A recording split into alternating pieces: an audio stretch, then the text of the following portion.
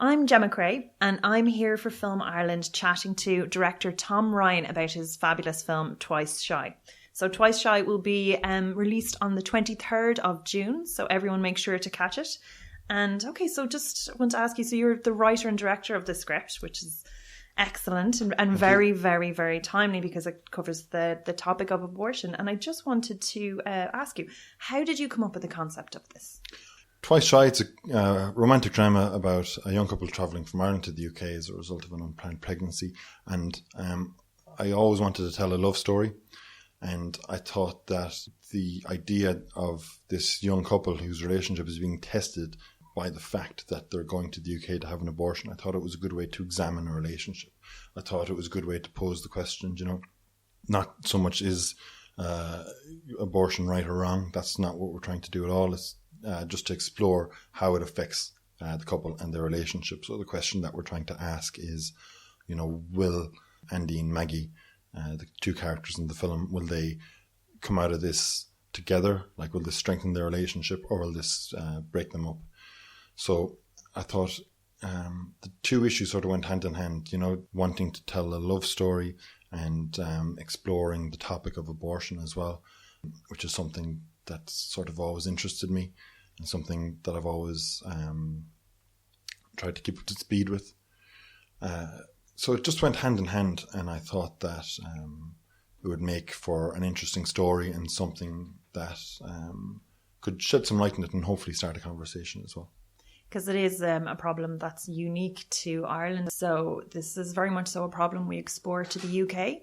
And what I think your film does really well is it doesn't have blame and represents a lot of different viewpoints very well, but is very warm and very kind to the people that were there. And another subject that's definitely tackled is mental health, especially in rural Ireland.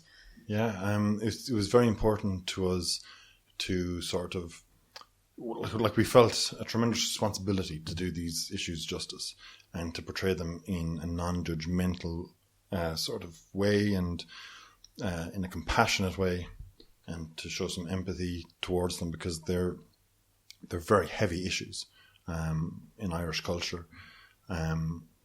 It's extremely worthwhile exploring them, and especially on film and in cinema. And I think that had we gone about it any other way, we wouldn't sort of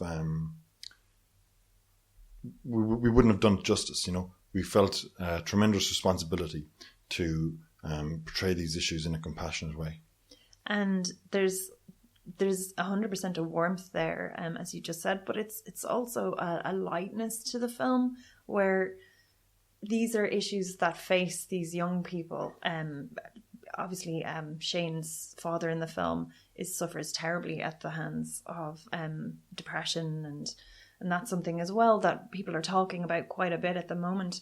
But it does it in a warm way, and the focus is quite positive, which is really nice to watch. So although it's tackled and tackled fairly and kindly, it's not weighty. It has a fabulous lightness, and I'd say that was a balancing act. And how did you manage that? It was quite tricky, and it all sort of goes back to the script and doing different drafts and trying to make sure that it's as balanced as possible, because if we leaned too far in one direction, it might come across as a statement as opposed to an observation, because what we want to do is just shine a light on these issues and like I said, explore them. We don't want, it's not our place as storytellers and filmmakers to try and offer up answers or try and cast judgment or do anything like that.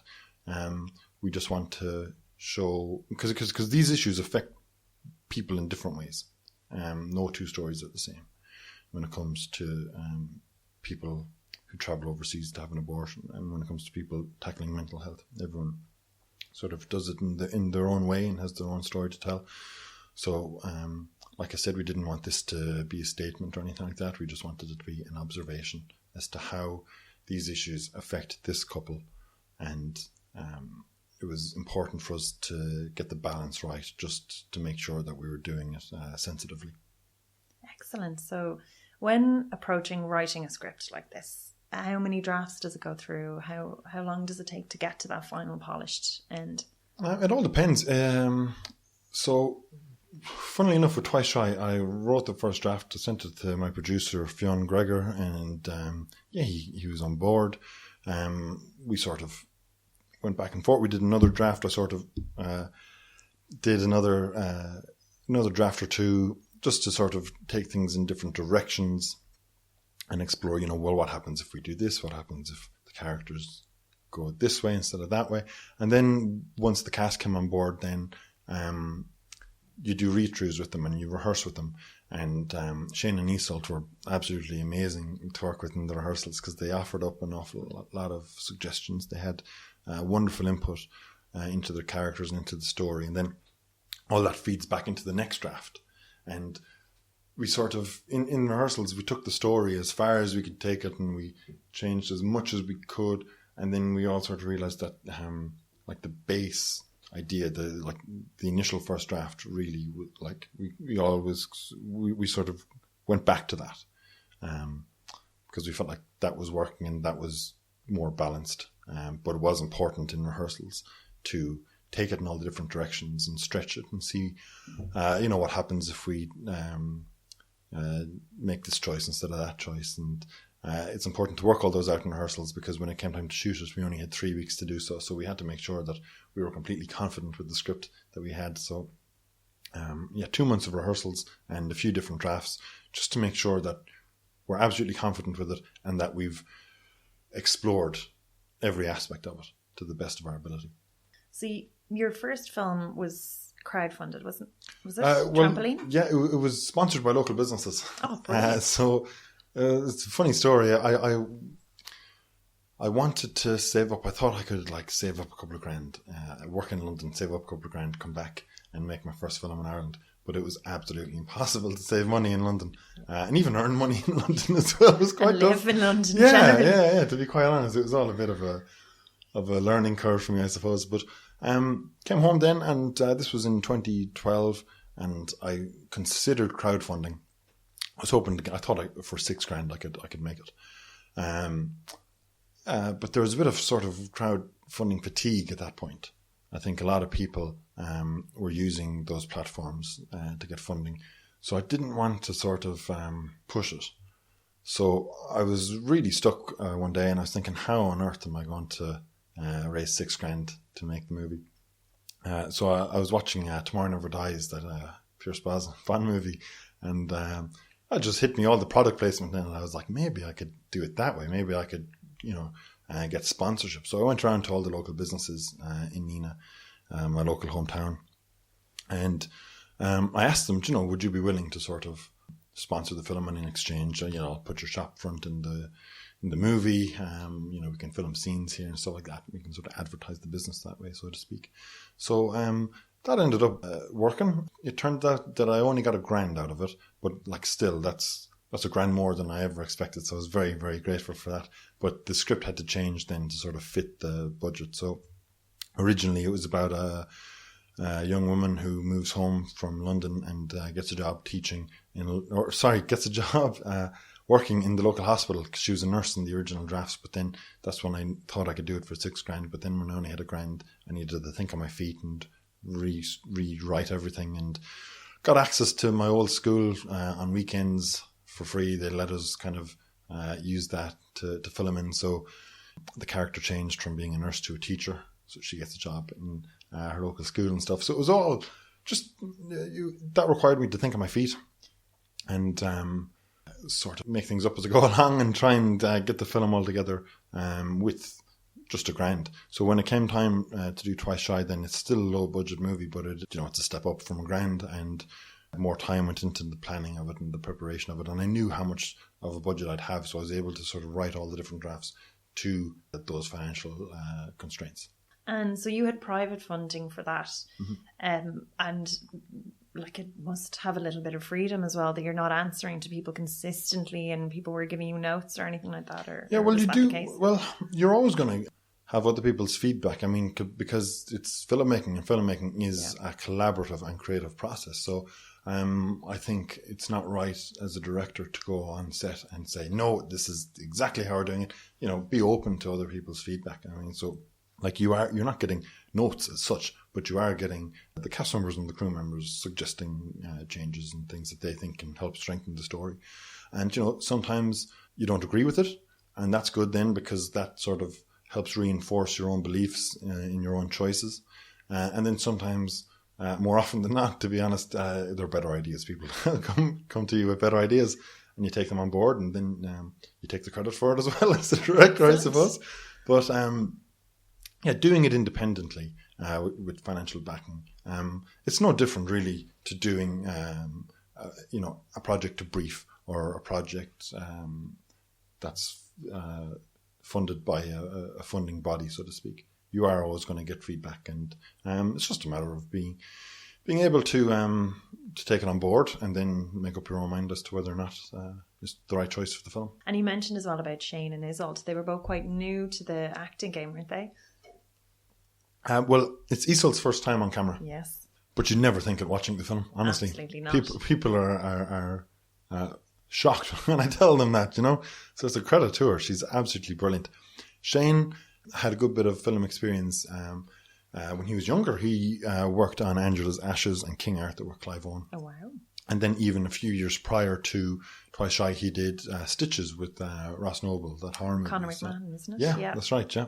So Shane had a bit of experience under his belt, and I think that the two of them together then, it balanced out, they worked so well together. And Shane was so supportive of Iseult, and I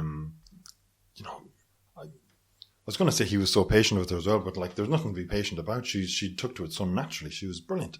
And the two of them have a great rapport, great chemistry, and they work so well together. And I'd love to be able to sit here and take the credit for it as a director and say, well, I directed them to do this and do that.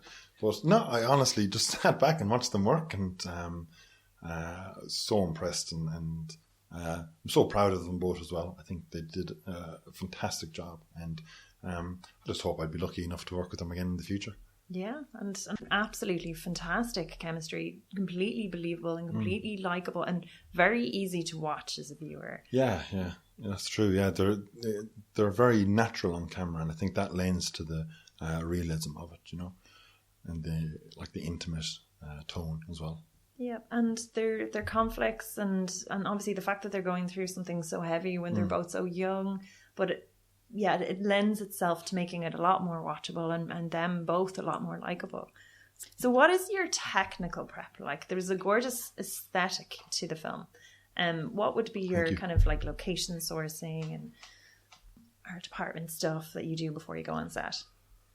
Oh, well, it's all pretty on the fly because it's low budget stuff. So I filmed in Nina, my hometown. I had experience filming there before with Trampoline, and I kind of know the town inside out, having grown up there. So I knew what locations would look good and what would work there. With London then as well, having lived there, I had a few ideas, and my producer Fionn is based in London, so he was able to sort of do a bit of scouting on his end as well while I was in Ireland. And then I lived in Dublin as well. I moved to Dublin after I finished up in London. And I was able to sort of source locations there. It would have been great if we had location scout and people like that to help us out. But yeah, you just have to do the work yourself when needs be, And for the aesthetic, the cinematography is stunning. Yeah. Tipperary looks amazing. These lovely wide shots of green fields, and obviously Tipperary is a big inspiration for you. Oh yeah, definitely. I'm a very proud Tip man. Yeah, and I love it, and I'm very proud to be from Tipperary. At the moment, we're still the All-Ireland hurling champions, so I'm very proud of that as well. But I think it looks beautiful on camera. We were blessed with the weather when it came time to shoot the film. In terms of the visual style of it then as well, what's interesting about it is I think our cinematographer Kevin Minogue did a terrific job. He really, really went above and beyond the call of duty, and it looks stunning. And I think that what's interesting about it is it's kind of handheld, low-key, intimate, indie movie sort of style filmmaking, but in these big cinematic locations. And lit fabulously. Yeah. So Tipperary, you put the characters in a field in Tip, and it looks beautiful. It looks spectacular. and then Dublin as well, like the contrast between Tipperary to Dublin, the busy city streets in Dublin, and we shot scenes in Trinity, and like it all adds to the scope of the film. And then to take it a step further and go to London then towards the end of the movie just opens up the film a lot more, and the juxtaposition then of the sort of intimate indie style filmmaking against these, amazing cinematically beautiful backdrops and locations, I think just made for an interesting contrast, and hopefully makes the film stand out. And hopefully, especially Tipperary local county councils can give you a few bob towards your next film if you're bringing people down there for. Yeah, fingers crossed. Fingers yeah, crossed. Yeah, a bit of tourism. Not a bad idea. Yeah, I think they owe you for that one. How long was the shoot, and how did the crew work together? The shoot was 3 weeks long. That was sort of dictated by the budget, so to speak. Because we could only sort of afford to pay people to do 3 weeks. So it was tricky because it was full on. We had to go from Tip to Dublin to London, and kind of do a full length feature film in 3 weeks. It was intense, but luckily the crew was absolutely amazing. Some of the people I was very fortunate to have worked with before. I had probably, I think my guardian angel was my first AD, Liam Delahunty. He was a saint. He's a very good friend of mine. We met in college. We go back a good few years. And as my AD, he was he was my right hand man. He was my counsel on the film, so to speak. And he made a lot of great calls. He made a lot of he's someone I trust an awful lot. Same with the producer, Fionn Gregor. I worked with him on commercials when I was working in London. And cinematographer Kevin Minogue is a very good friend of mine as well from back home. So there's quite a few people that I was working with that I'd worked with before and I was friends with. And luckily everyone just clicked and everyone got along, and it just made, for a productive shoot, it was intense in terms of the time frame that we had and having to kind of rush from location to location, fit in as many scenes as we could a day. But luckily, everyone was kind of united. We were all a team. Everyone sort of worked so hard to get it done, and it was lovely. It was just great at the end of every week then to just go for pints and chill out with everyone and kind of celebrate the fact that we've done a tremendous amount of work in such little time. Yeah. And you had a tremendous supporting cast as well as Shane and Iseult being fabulous. How did the casting process go? The casting process, it was the same as what I did with Trampoline. So what I like to do is, rather than just get actors to come in and audition straight away, I'd like to sort of just meet with them for a coffee, get to know them a bit. I think it's important. It's the same with crew members as well. It's important to get along with the people that you're working with. So it's almost like an informal interview. You're just meeting up with them, you're having a quick chat with them about their background, about the movie, and about sort of what direction they want their career to go, and and if the part is right for them or not. And then after that, I invited people that I thought from those sort of chats, who I thought might work in the role. I invited them then to the second stage, which was the audition process. And I auditioned Andy's individually and Maggie's individually, and then the third round then was to just bring people back and have them do chemistry tests together. So finding Andy and Maggie was key, because they carry the movie. They're the two main characters, and the whole thing sort of hinges on them. So once Shane and Iseult did their chemistry test together, my God, it was there was no point going any further. I knew there and then I'd found my Andy and Maggie, and they sort of whatever I had in mind for the roles, they just brought it to a whole new level. They're absolutely brilliant, and I'm still in awe of them and the work that they did. And then from there, then we had to try and cast the supporting cast off of them, really. So we had Emmett Byrne, who plays Hoggs, who's Andy's best friend, and he did a terrific job, and he had great chemistry as well with Shane. And we had Ben Harding and Mary Conroy as well, and they added so much to the movie too. And again, it was sort of based off of chemistry as well with Iseult. So once you sort of find your your two leading actors, all the rest falls into place then as a result of that. And to have Pat and Ardal as well was a dream come true. I'm still sort of pinching myself about that. I'm still so excited, or I'm delighted they came on board and they took part in the project, because when I wrote the first draft of the script, I had them in mind straight away, from the get-go. And I showed the first draft of the script to my girlfriend, and she read it and she said, "Who are you thinking of getting, to play Andy's dad?" I said, "God, I'd love to get Ardal O Hanlon." And she was thinking, "Who could you get who's like Ardal O Hanlon?" Because she's like, look, the budget being what it is and everything, it's not likely that you'd get him. But, luckily we reached out to him, sent him a copy of Trampoline and the copy of the script for Twice Shy, and he came back and he was on board and he was incredibly supportive. And then we were able to go to Pat and say, look, we were making this film. We have Shane, we have Iseult, we have Ardal. Would you be interested? And, just open doors. And then even to have Pat on board, then we were able to go to the music acts and say, we were able to go to Ash and say, we're making a movie with Shane, Iseult, Ardal and Pat. And then Ash came on board, and then we were able to go to Gavin James and say, Yes. And it all just snowballed. And then we got Gavin James, we got the Corrs, we got Molly Sterling. We ended up with just an incredible sort of incredible collaborators on the movie in terms of the cast, the crew, the soundtrack, everything. It was just a dream come true. And it all just snowballed pretty naturally, and it all sort of came out of the fact that they responded to the script and the story, and I think they all agreed that this is a story worth telling, and it's important to sort of use the medium of film to explore these issues and to reflect issues that are in the zeitgeist like that. And I just can't believe we ended up with everyone that we got on board, And did it change in any way in the edit or in the final mixes? Is there any darlings that you had to cut? Or? Yeah, there was. Yeah, I think every scene we shot, I have some sort of a connection to and an attachment to. And the first cut of the film was about 90 minutes, and I think now it clocks in at 80. So we did cut quite a bit, but it's all for the sake of the story. The actors give such incredible performances that I was sort of hesitant to cut them down, but we had a fantastic editor, Matt Supersad, and I kind of needed a fresh pair of eyes. I needed Matt to kind of come on board and give me his feedback.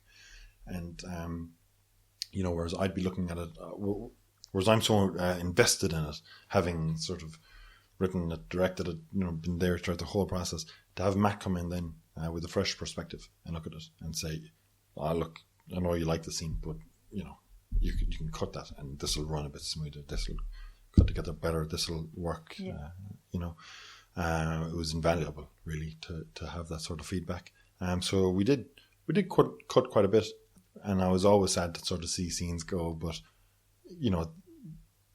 all the right choices in the end, I think. And I just want to say this and commend you on, this is now 2 for 2 of good, strong, well-written, well-rounded female characters. And even in Trampoline, was there a reason, not that you should ever need one, or any male filmmaker should ever need one, that your lead was a woman?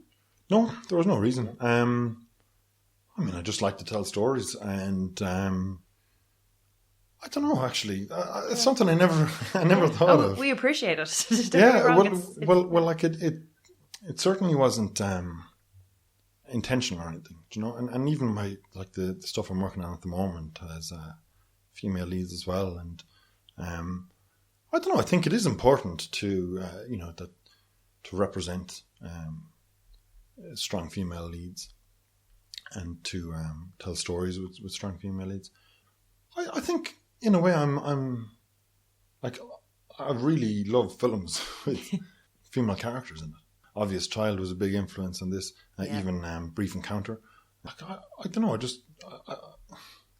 was never intentional as such. I never sort of said, what, I think I need to try. I'm going to set about to make 2 movies with female leads. No, it's just stories. They're just the stories I'm interested in telling at the moment. Yeah. It's quite a divisive topic. Have you had any negative feedback from this? That's the thing is you do need to sort of appreciate that there's sort of 2 sides to it. It's divisive for a reason. There's 2 sides, and people on both sides feel incredibly strongly and passionate about it. So, you know, that's why it was so important for us to approach it sensitively and compassionately and, you know, with all the respect that it deserves. But yeah, you know, there's people who have their minds made up about the film before they even watch it. There's people who will judge it. There's people who label it an abortion movie, even though it's a love story. You know, it's about the relationship and how it's tested by an abortion, as opposed to being all about an abortion. We're not trying to make any sort of a statement on it at all. But you know, there's nothing you can do really when people make up their minds like that. You just have to let the film speak for itself. You just have to hope that they'll, you know, do you the courtesy of watching the film before they cast judgment on it. And the fact that it doesn't kind of go down one side or the other, and it is definitely, there's two perspectives represented between his side and her side. So it's very fair. The film is its own thing. It's its own story, and it portrays what is a very divisive and sensitive topic in what we like to think is hopefully a respectful way. I think that's it. Unless there's anything you want to add for people. I hope everyone gets a chance to see the film, and I hope everyone enjoys it. You know, it means a lot now that we're getting the film out to audiences, and especially an Irish audience as well. And we hope that it connects with people and that they enjoy it. Excellent. So it'll be out the 23rd of June, and it's been picked up by a UK distributor, hasn't it? We have a sales agent, yeah. We have a UK sales agent, and they took the film to Cannes last month, which was a terrific experience. Did you get to go? Yeah. It was surreal, yeah, absolutely surreal. And, you know, it's just a dream come true, and it's just been a wonderful journey so far with the film, and hopefully it continues, you know. And I'm sure it will. So everyone go see it. It's an absolutely fabulous film. No matter what side you fall on, you'll enjoy this. It's warm and it's honest. And 23rd of June, don't forget. Thank you. Thanks for talking to us. Thanks. Right, great.